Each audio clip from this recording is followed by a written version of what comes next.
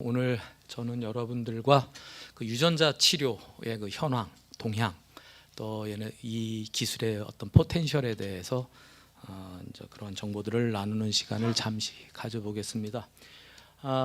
보통 우리가 유전자 치료, 진 세라피라고 얘기를 합니다. 미국에서 공식적으로는 이제 휴먼 진 트랜스퍼라는 얘기를 씁니다. 이 패러다임 시프트 인 메디슨 패러다임의 변화 이런 말을 쓰는데, 이건 제가 쓰는 말이 아니라 미국이나 유럽의 많은 언론사가 쓰는 이제 말입니다.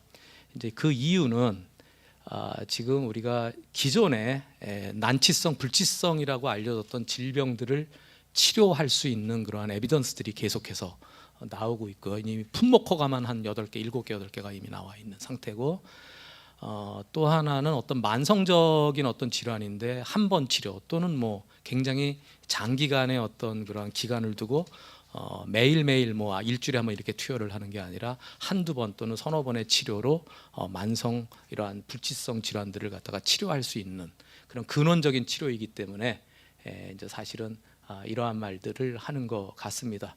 여기에는 이제 유전자 전달 체계의 비약적인 발전이 가장 중요한 원인이라고 지금 평가되고 있죠.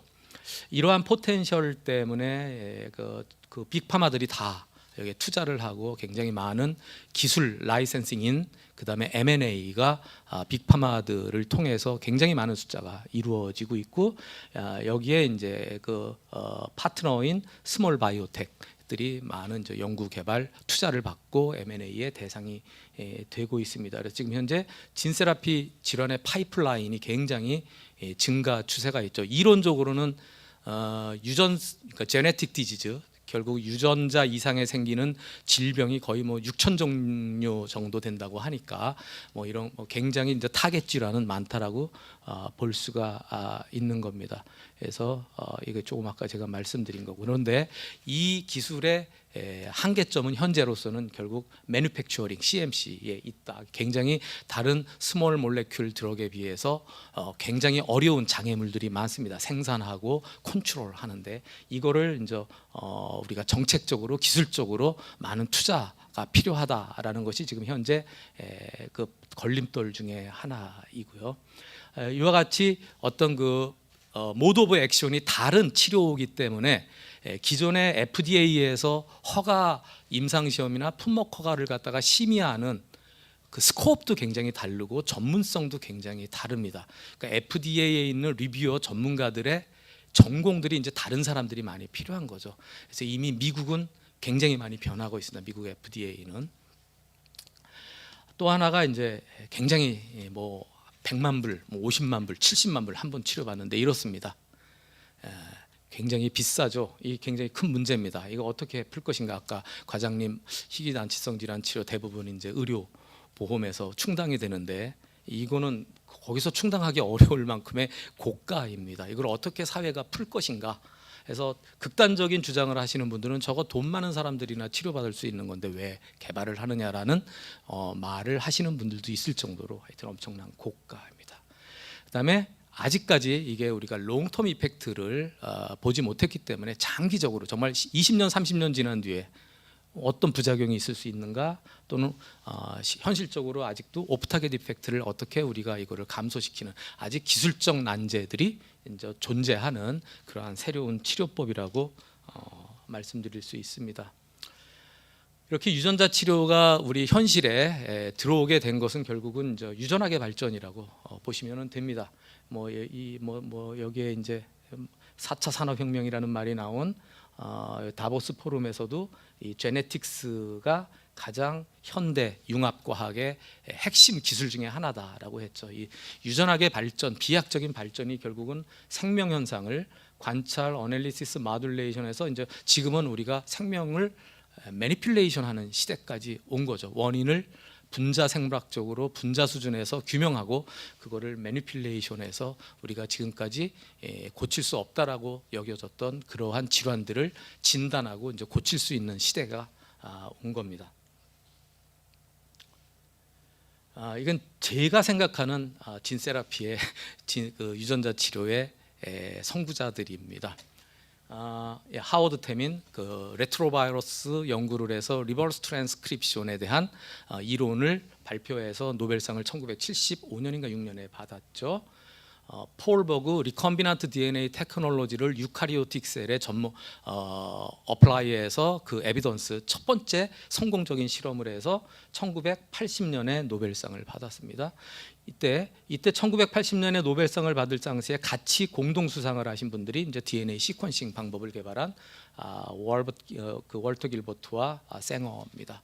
결국 이러한 유전자 연기 서열을 우리가 분석을 해서 이제 생명 현상을 유전적 그 관점에서 또 몰레큘러 레벨에서 우리가 분석을 하게 됐고, 이 여기서 나온 인포메이션을 리컴비넌트 DNA 테크닉이라고 하는 기술을 써서 우리가 프로카리오트, 유카리오트 만마리안 셀까지 적용을 갖다가 하는 아주 대단한 기술들이 생기게 된 거죠. 그래서 그때 1980년도 노벨상 수상 연설에서 폴 버그가 이제 레트로바이럴 벡터와 우리의 리컴비넌트 DNA 테크놀로지를 이용하면 진 세라피라는 것을 할 수가 있다라고 처음 1980년도 노벨상 수상 연설에서 말을 하게 됩니다. 그래서 그동안 그 후 10년 동안 미국에서 굉장히 진 세라피에 대한 기초 연구들이 진행이 됐고요. 바로 10년 후에 1990년도에 NIH 하스피탈에서 첫 번째 공식적인 인체를 대상으로 한 유전자 치료 임상 시험이 시행이 됐습니다. 그때 연구 책임자가 이제 프렌치 앤더슨입니다. 그 당시 대상이 됐던 질환은 선천성 면역 결핍 중의 하나인 아다 데피션시, 아데노신 디아미네이즈 데피션시 환자입니다. 역시 희귀난치성 질환이죠, 불치성 질환이죠. 이 당시만 해도 최근까지만 해도 이 환자들은 소에서 보바인 소에서 추출한 아다 단백질을 계속 투여를 받아야 했는데 1990년대 당시 한 달 치료비가 5만 불 정도였었습니다. 한 달 치료비가. 그래서 첫 번째 90년도에는 환자의 T셀을 뽑아서 그 T셀에 정상적인 아다 유전자가 도입된 레트로바이러스를 감염시켜서 인퓨전해서 이제 고쳤는데, 몇 년 후에는 이제 이 히마토포이에틱 스템셀을 우리가 이제 핸들링할 수가 있게 됐습니다. 그래서 그 후에는 다 모두 조혈모 세포를 꺼집어내서 이제 치료를 하게 됩니다.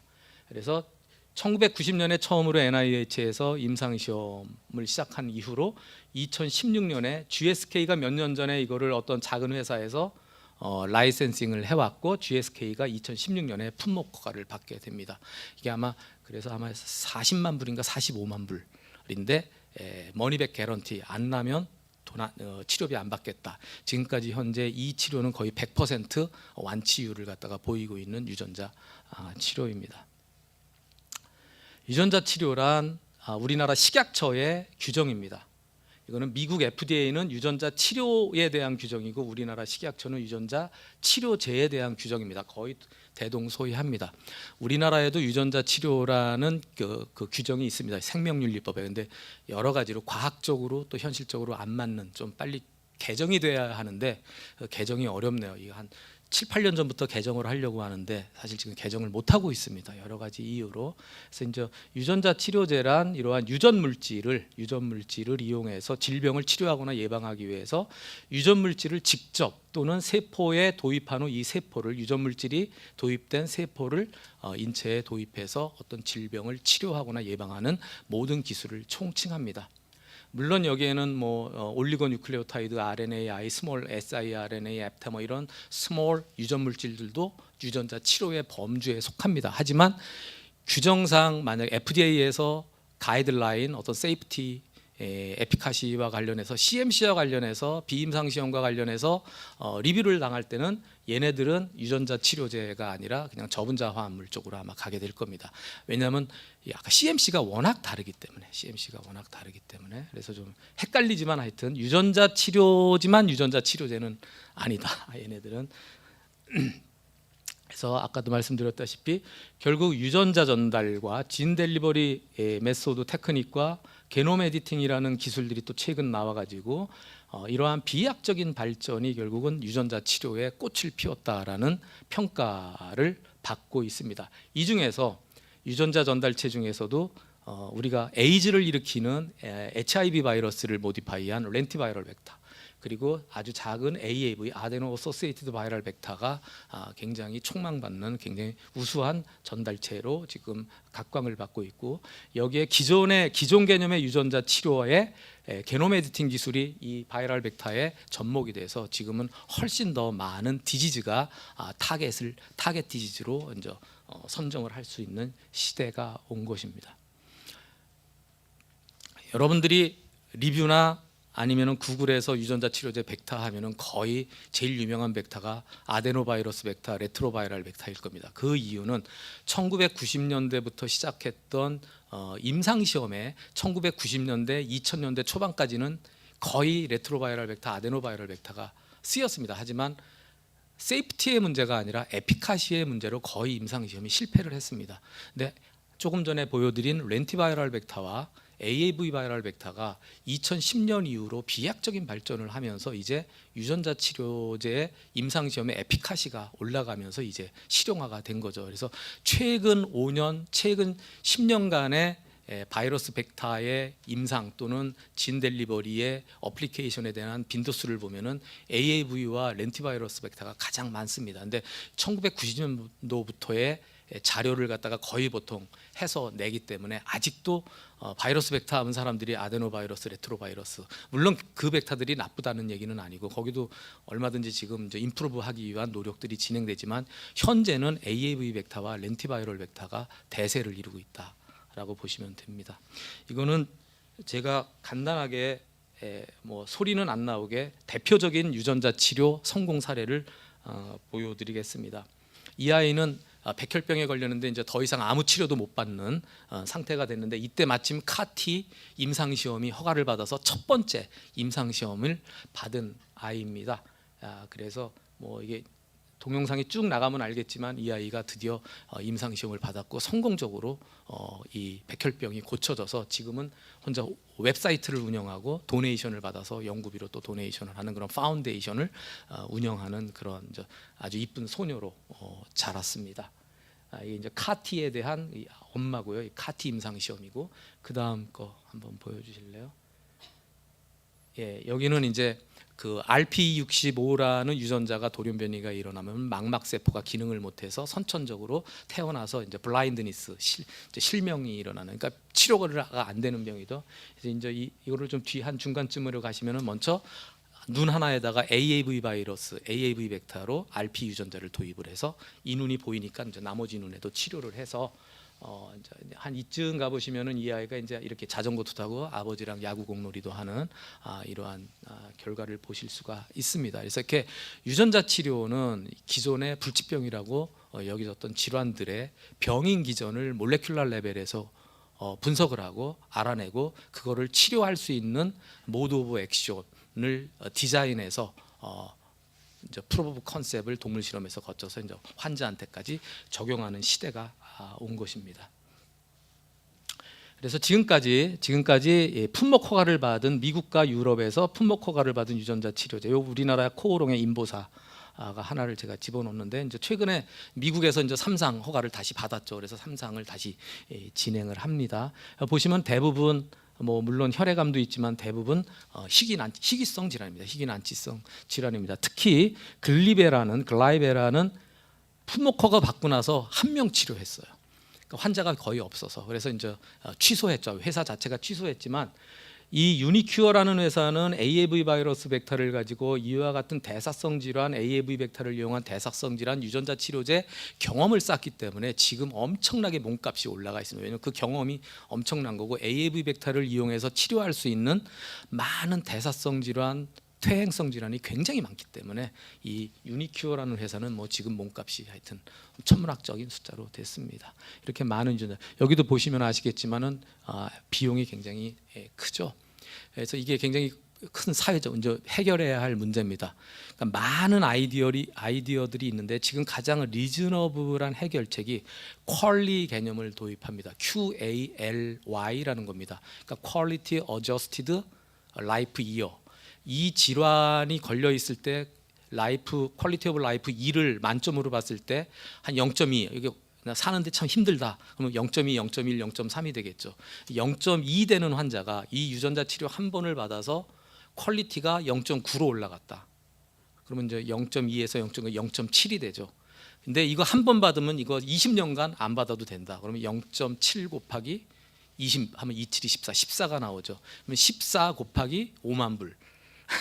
이런 식으로 하면 이 약가가 나오는 겁니다. 그러니까 물론 그게 원 퀄리가 5만 불이라는 거는 뭐 이렇게 변할 수도 있는데 지금 이제 이러한 리즈너블한 약가 책정을 위한 그러한 고민들도 지금 많은 이제 해당 부처나 아니면 조직에서 하고 있는 걸로 알고 있습니다.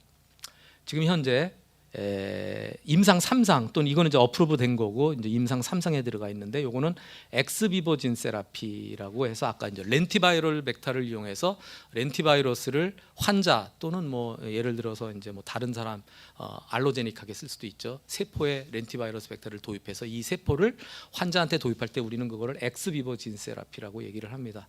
주로 T셀이나 히마라포비릭 스템셀, 우리나라에서는 주로 메젠카말 스템셀을 대상으로 하시는 분들이 몇 분 계시고요. 이때 이러한 엑스비버 진 세라피에는 렌티바이럴 벡터가 최적이라고 보시면 됩니다. 그래서 많은 질환들이 지금 대상으로 3상에 올라가 있고요.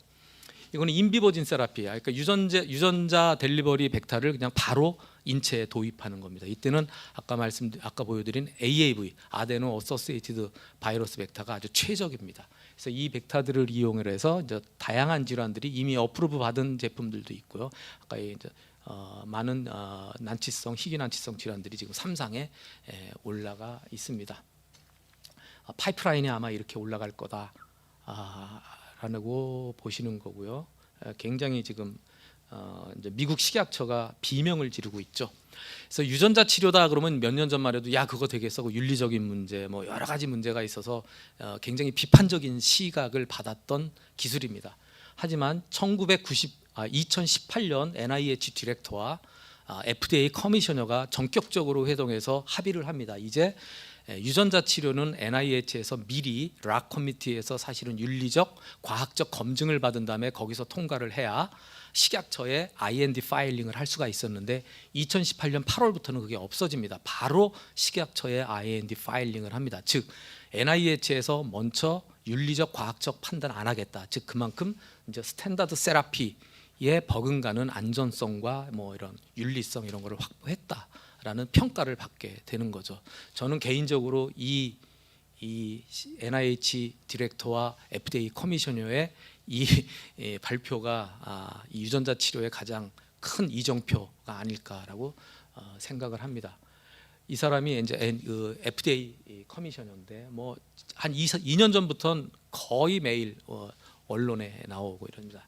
여기 진세라피 붐이라면서 아까 말씀드렸다시피 지금 현재 1년에 200건 정도의 IND 파일링, 유전자 치료로 200건 정도의 IND 파일링이 됩니다. FDA에.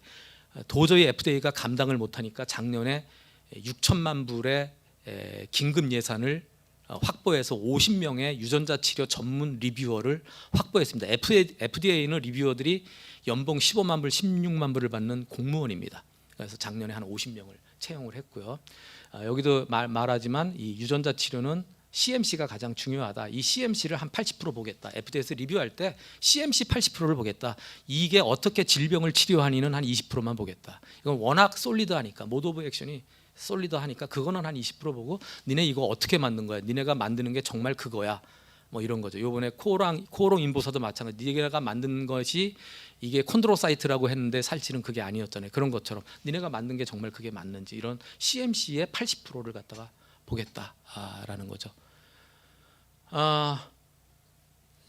제가 지금까지 말씀드렸을 때 진세라피가 만병통치다라고 생각을 하실 수도 있는데 사실은 아니죠. 이 RP60으로 블라인드니스 치료한 AAV도 임상 29명 중 21명에서 시력 향상이 관찰했지만 66% 환자에서 부작용이 나타나죠. 이런 부작용이 나타납니다. 하지만 베니핏이 워낙 크기 때문에 리스크에 비해서 베니핏이 워낙 크기 때문에 결국 만장일치로 이제 시판 허가를 받는 거죠. 그래서 앞으로는 이러한 그 부작용을 갖다가 줄이는 오프타겟 이펙트라든지 이런 거를 줄이는 또 장기적으로 어떠한 부작용이 일어날 거에 대한 그러한 연구들이 아마 추후로 계속 진행이 되어 될 것 같습니다. 마찬가지입니다. 카티도 지금 굉장히 많은 각광을 받고 있지만 카티도 굉장히 부작용이 심각한 수준이고, 물론 이것들을 해결하는 연구들도 계속 돼 있고 굉장히 좋은 결과들을 낳고 있습니다. 그러니까 앞으로 5년 10년 후면은 카티가 지금보다는 훨씬 안전한 그러한 유전자 치료제가 될 수 있을 거라고 생각을 합니다. 여기 이거는 이제 미국 투자자들한테 메시지를 보내는 거죠. 지금 미국의 이제 진세라피 회사에 엄청난 투자를 하니까 니네 투자할 때 조심해라. 즉 그 진세라피를 개발하겠다고 하는 회사가 매뉴팩처링에 대한 전문성을 갖고 있는지, 이 매뉴팩처링은 바이러스 벡터에 대해서 알아야 됩니다. 바이러스가 뭔지를 알아야 되고 바이러스 벡터에 대해서 알아야 매뉴팩처링을 하고 컨트롤을 하고 QC를 하는 거거든요. 그거 없이 유전자 치료제 개발을 한다 그러면 믿지 마라라는 얘기를 이 사람들이 지금 발표를 하고 있는 거죠. 이게 작년 초에 이 미팅을 했었습니다. 굉장히 중요하다라는 거고요.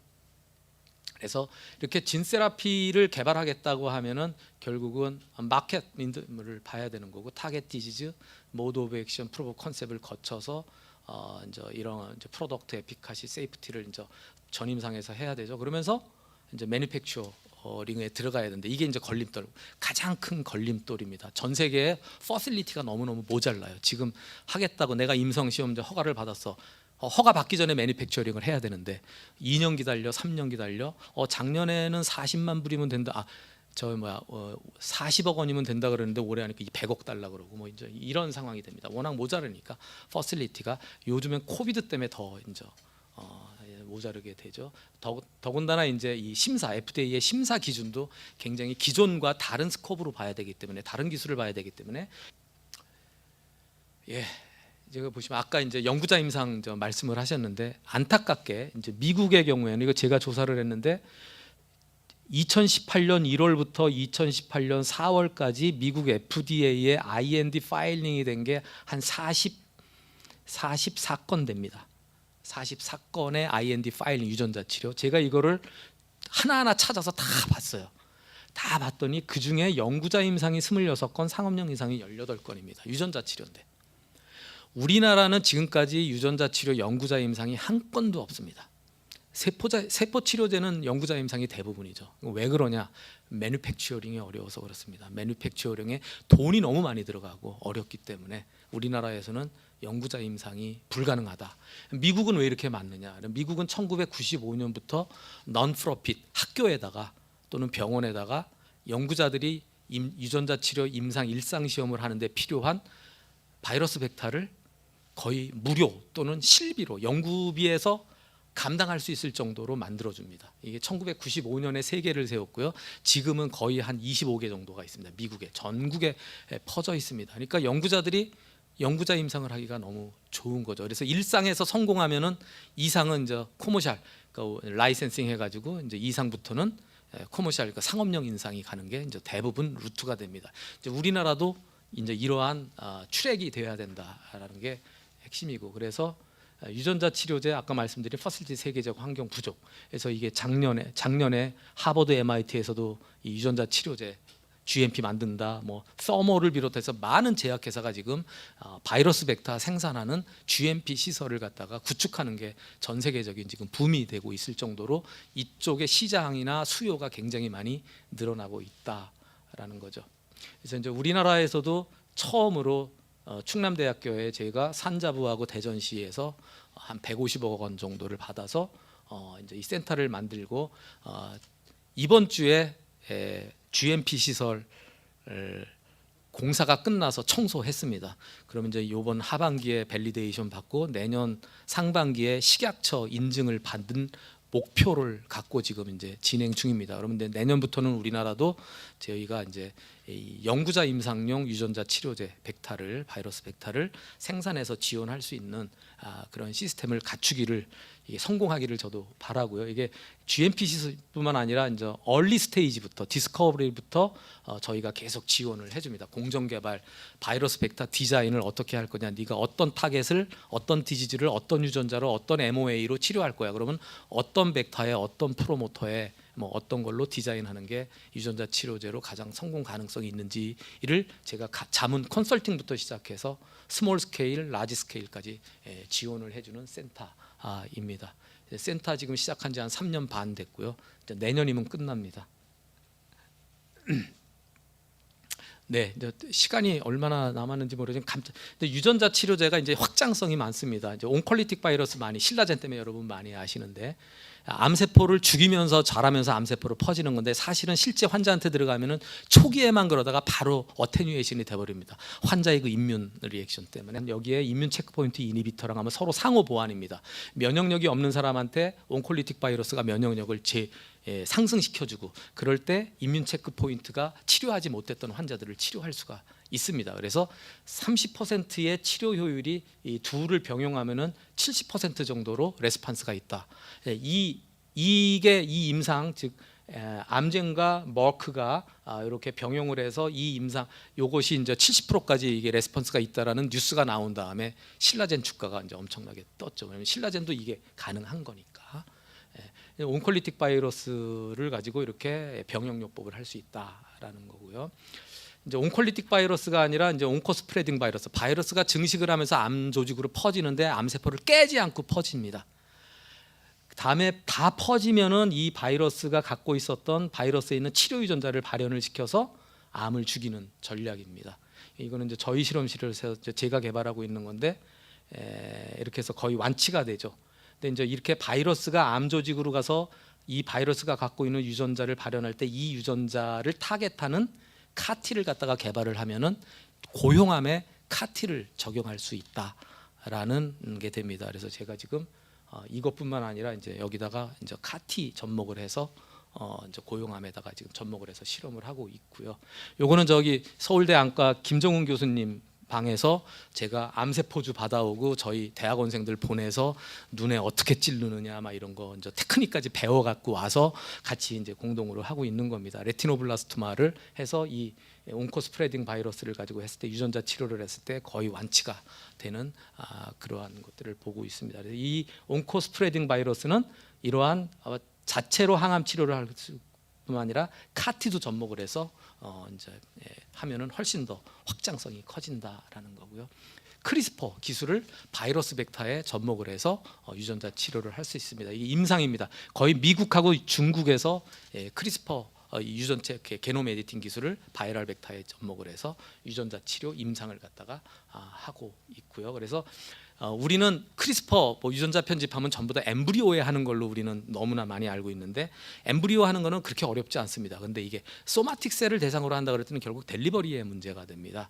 그러니까 잘 안 하죠. 어려우니까. 그래서 작년에 미국에서 NIH에서 펀딩 연구비를 엄청나게 만들었습니다. 그리고 니네 어플라이해 우리 돈 줄게 뭐를 위해서 인체를 대상으로 소마틱 셀을 대상으로 한 크리스퍼 진 세라피를 니네가 한다면 연구한다면 우리 돈 줄게 해서 작년에 NIH 펀딩이 만들어졌습니다.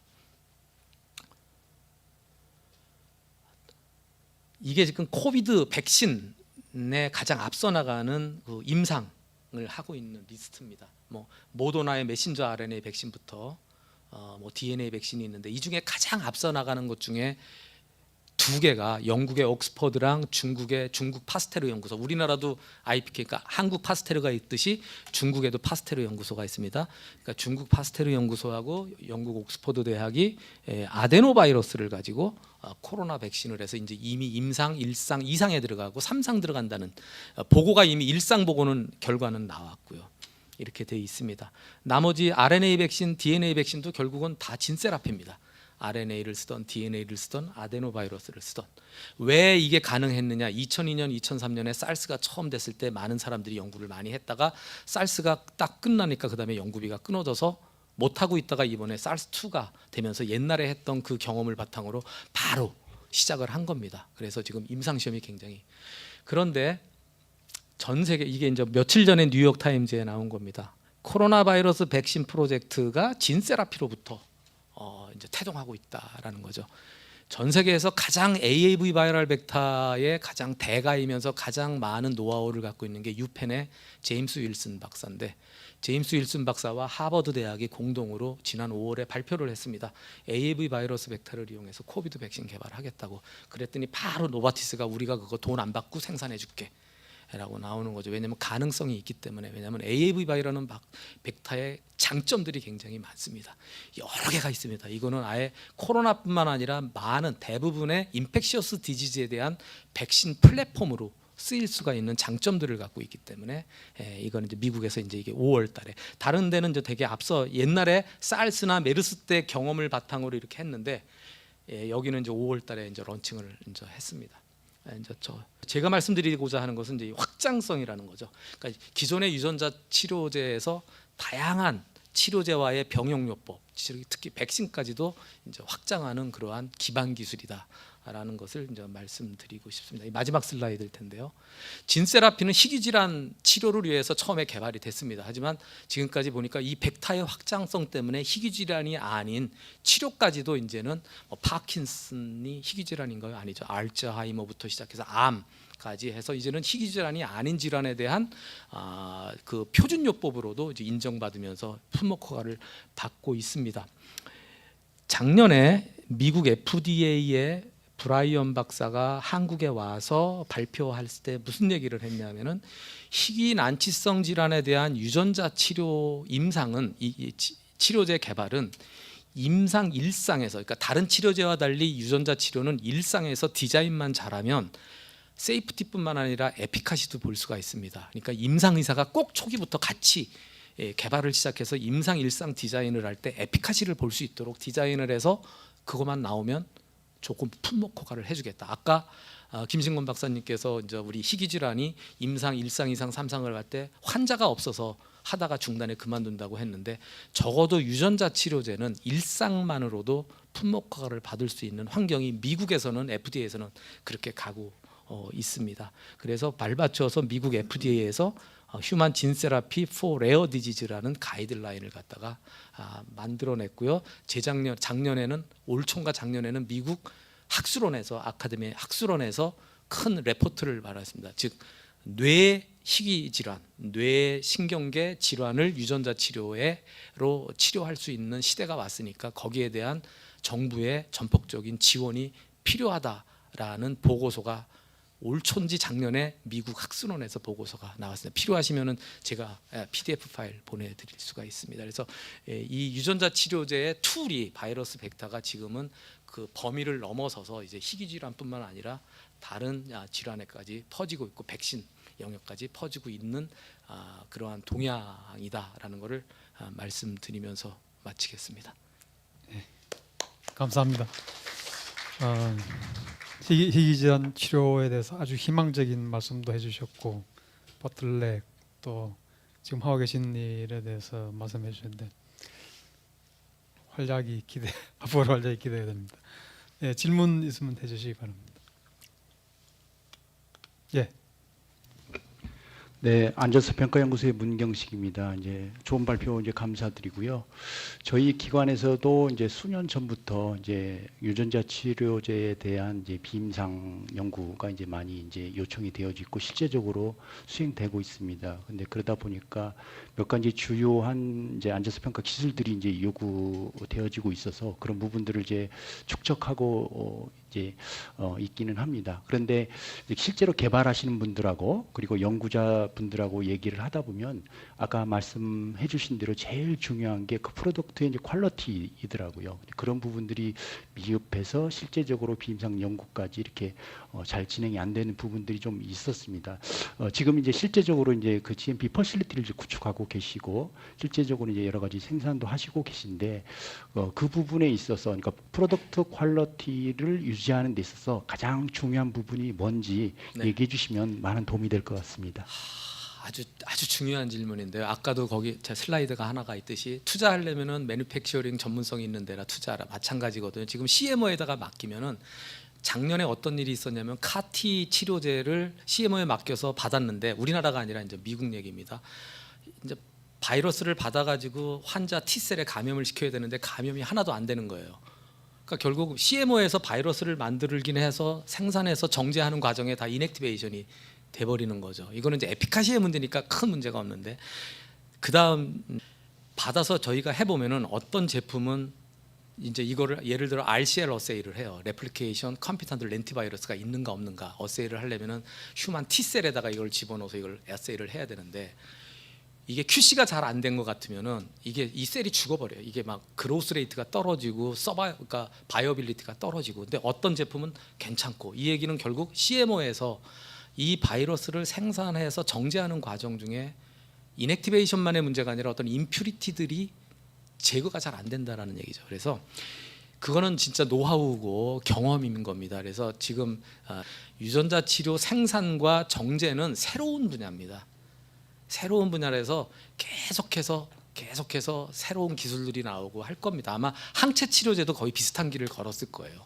그러니까 이것도 QC에 관해서는 앞으로 계속 저희가 같이 논의를 해야 할 굉장히 어려운 분야라고 생각을 하고, 예를 들면 제가 3년 전에 바이러스를 만들기 위해서 대용량으로 GMP 생산하면 대용량으로 트랜스펙션하는 그 일렉트로포레이션 할 수 있는 아주 3억짜리 기계를 샀는데 기술이 1년 만에 바뀌어가지고 일렉트로포레이션 안 하고 그냥 간단한 리에이전트 써서 라지 스케일 트랜스펙션을 할 수 있는 게 나왔어요.